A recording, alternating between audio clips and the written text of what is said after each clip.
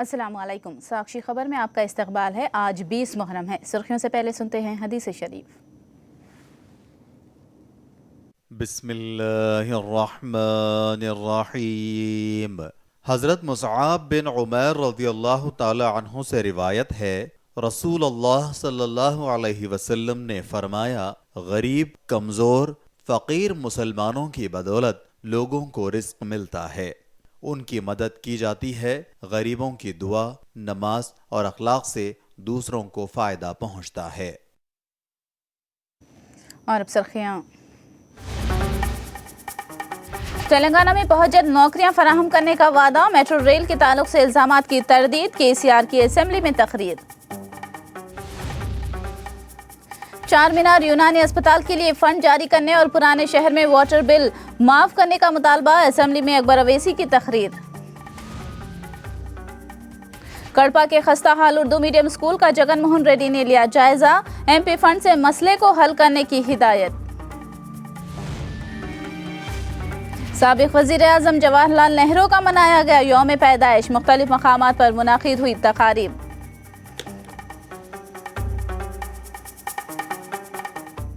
और अब तफसील। तेलंगाना असेंबली में आज मुख्तलिफ मुस्लिम मसाइल को मौजू बनाया गया। मजलिस के फ्लोर लीडर ने पुराने शहर में वाटर बिल को माफ़ करने की मांग की। चार मीनार दवाखाने को फंड जारी करने का मुतालबा किया। हाउसिंग स्कीम में मुसलमानों को हिस्सा देने की मांग की गई। मुस्लिम तलबा के लिए स्कॉलरशिप्स जारी करने की भी मांग की गई। मैं जिस तरीके से आपने किसानों के पावर बिल्स को वेव किया, पुराने शहर के स्लम्स में रहने वाले और हैदराबाद के स्लम्स में रहने वाले, स्लम्स में कहूंगा, जो भी हिंदू होने दीजिए, मुसलमान होने दीजिए, सिख होने दीजिए, जो स्लम्स में रहते हैं, उनके भी पावर बिल्स को कुछ आप माफ करिए और पानी का बिल माफ कर दीजिए, बड़ी मेहरबानी होगी। बहुत परेशान है पानी के बिल से। मैं समझूंगा कि बीजेपी वाले भी मेरे इस मुतालबे पे इस पे करेंगे। इसके साथ ही साथ हैदराबाद में बहुत बड़ा मसला है मैडम, वो है नोटराइज डॉक्यूमेंट्स का। रजिस्टर्ड डॉक्यूमेंट्स नहीं है गरीबों के पास, चाहे ओल्ड सिटी में और न्यू सिटी में, सबके पास नोटराइज डॉक्यूमेंट है। चीफ मिनिस्टर साहब, मैं हम सब सिटी एमएलए आपसे एक रिप्रेजेंटेशन देंगे कि जितने नोटराइज डॉक्यूमेंट्स हैं उनको आप रजिस्टर्ड डॉक्यूमेंट की तरह ट्रीट करिए। गरीब का घर लीगल हो जाएगा, वो घर रखा के कुछ कर्ज ले सकेगा। इसके लिए आपसे दरखास्त है। चार मीनार दवाखाने के लिए कुछ पैसा नहीं दिया गया। चीफ मिनिस्टर साहब, आप चल के चार मीनार मक्का मस्जिद के सामने दवाखाना है, देखिए कितना पानी टपक रहा है, बुरी हालत में है। उस दवाखाने में कोर्स खत्म हो रहा है। उर्दू मीडियम की एक ही मेडिकल कोर्स का एक ही कॉलेज है मैडम।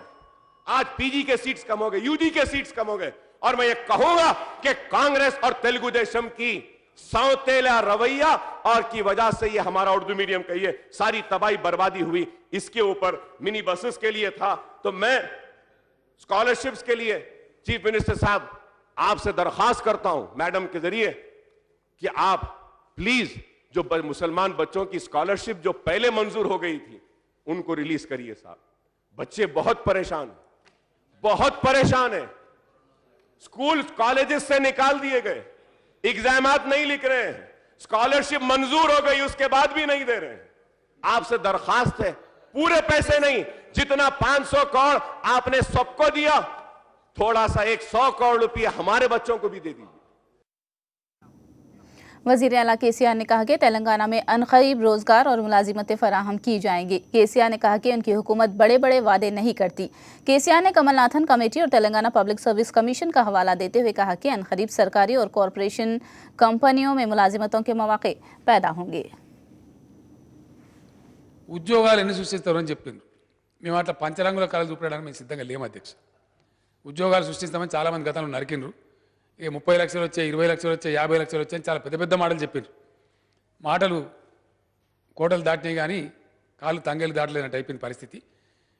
గవర్నమెంట్లో వచ్చేటువంటి ఖాళీలు ఏదైతే ఉందో అధ్యక్ష, దాదాపుగా ఉద్యమం జరిగిన ప్రతి సందర్భంలో కూడా మనం అనుకునేది ఏంటంటే కనీసం 1 లక్ష వరకు ఖాళీలు ఏర్పడతాయి అనే అభిప్రాయంతో తెలంగాణ యువత కానీ మనందరం కానీ ఉన్నాం.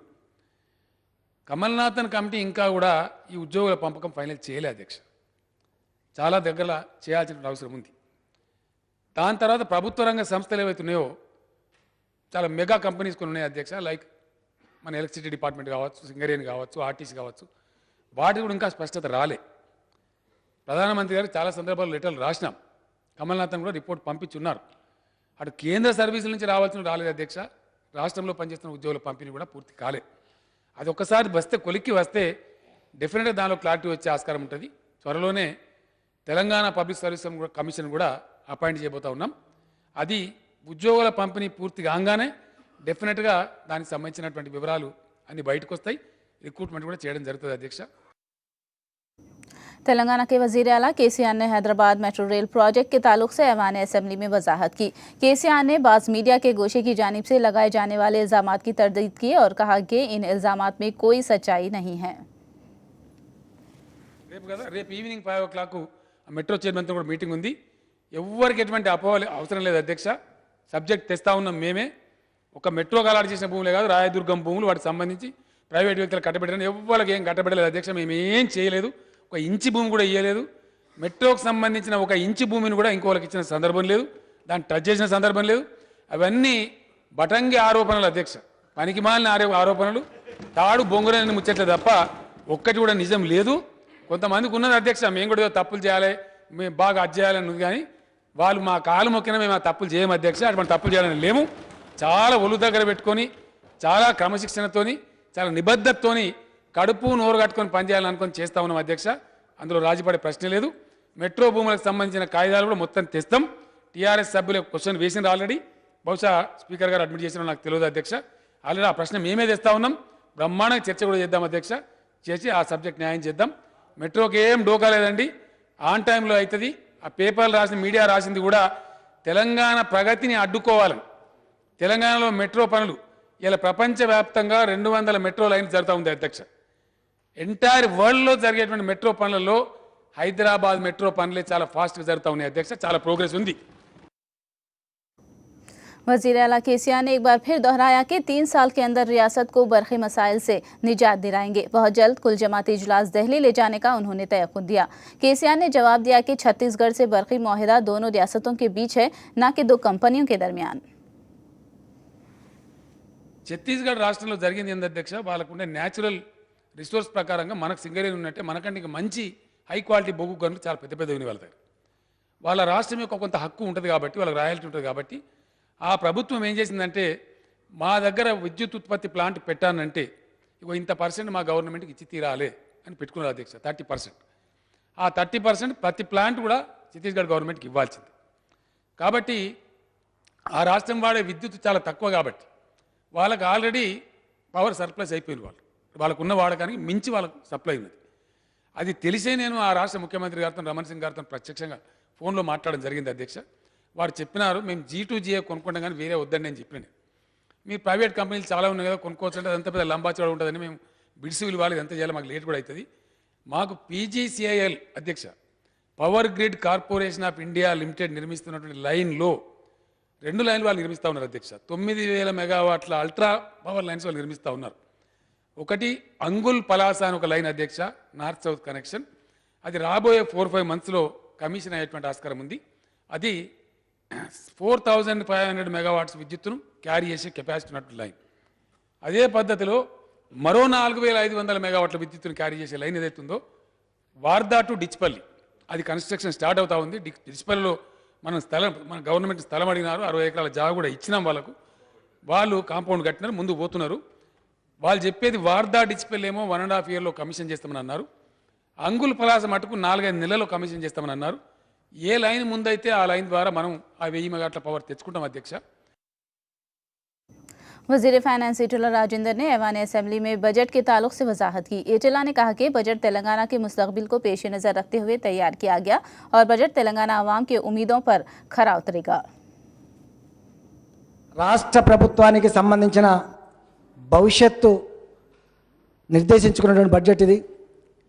ఇదేదో లాభ నష్టాల పట్టికలకు సంబంధించినటువంటి విషయం కాదు. ఇది ఒక ప్రైవేట్ కంపెనీకి సంబంధించినటువంటి బడ్జెట్ కాదు. ఇది ఖచ్చితంగా 3 తరాలుగా తెలంగాణ రాష్ట్రం కావాలని చెప్పి ఏ విధమైన త్యాగాలు చేసిండ్రో ఆ స్వప్నం విజయవంతమైంది. కాబట్టి యావత్ తెలంగాణ ప్రజానికం అంతా కూడా మా భవిష్యత్తు మారుతుందని చెప్పి ఏదైతే ఎదురు చూస్తున్నారో, ఆతురతతో ఇలా ప్రభుత్వం మీద ఆశలు పెట్టుకున్నారో వాళ్ళందరి ఆశలని, వారి ఆశయాలని నెరవేర్చడమే, దాన్ని తీర్చడమే ఈ ప్రభుత్వ కర్తవ్యంగా భావిస్తున్నామని చెప్పినాం అధ్యక్ష.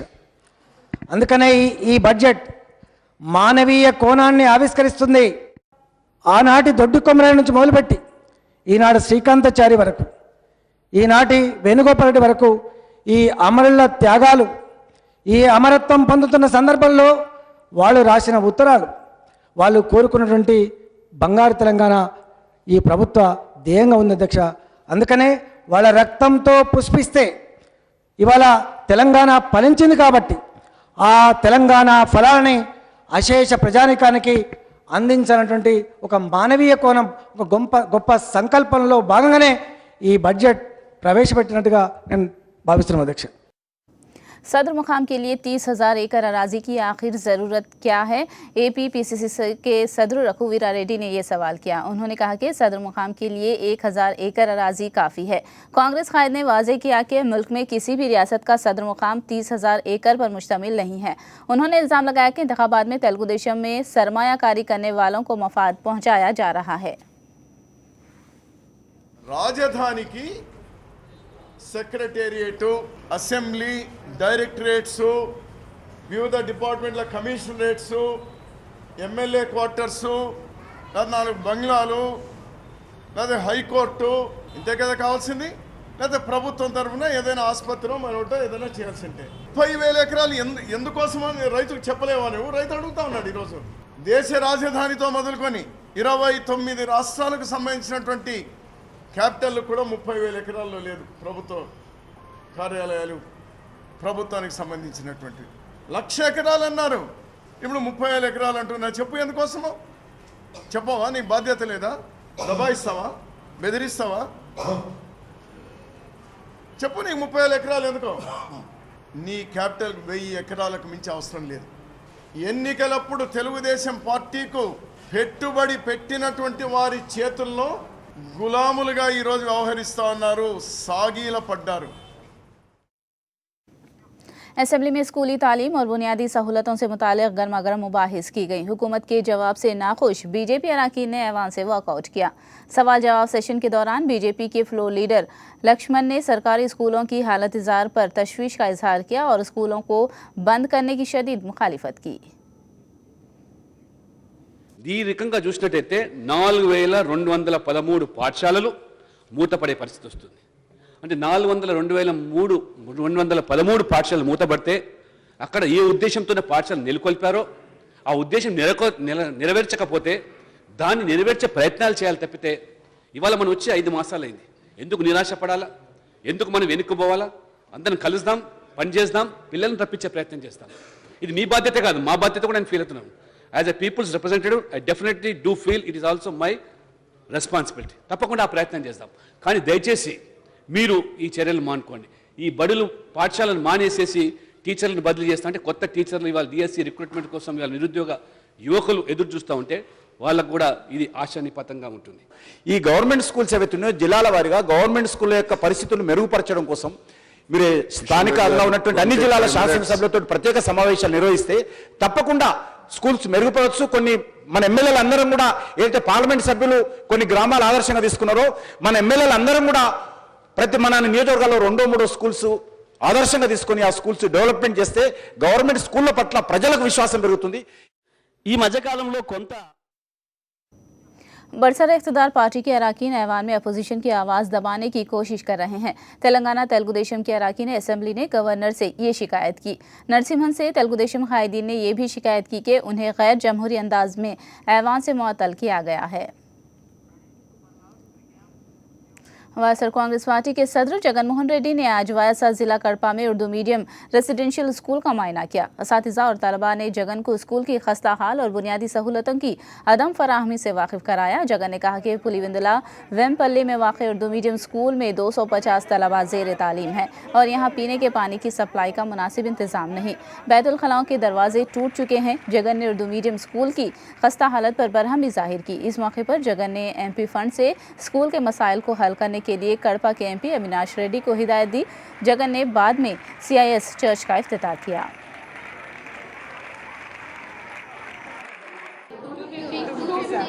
250 మంది పిల్లలు. ఇంతవరకు 6 సార్లు మంత్రులు వచ్చినారు, దాదాపుగా 9 మంది మంత్రులు వచ్చినారు. కనీసం వచ్చి ఆ చిన్న చిన్న కార్యక్రమాలు, చిన్న చిన్న పనులు కూడా చేయలేని పరిస్థితి ఇది జరుగుతూ ఉంది ఇక్కడ. కనీసం ఎంపీ గ్రాంట్లో అన్న పెట్టించి వెంటనే ఆ పూర్తి చేసే ఆ బాత్రూములు పూర్తి చేసే కార్యక్రమాలు అదన్నా పూర్తి కంప్లీట్ చేస్తే కనీసం పిల్లలకు అదన్నా జరుగుతుంది, బాత్రూమ్లన్నా ఇబ్బంది లేకుండా పోతుంది. ఆ హాస్టల్ కూడా ఒకసారి గమనించి మరీ భారీగా బడ్జెట్ అనేది ఉంటే వేరే చోట్ల పర్సూ చేసుకుని దాన్ని గట్టిగా విగ్రస్గా తీసుకునే కార్యక్రమం. బడ్జెట్ కన్నా 30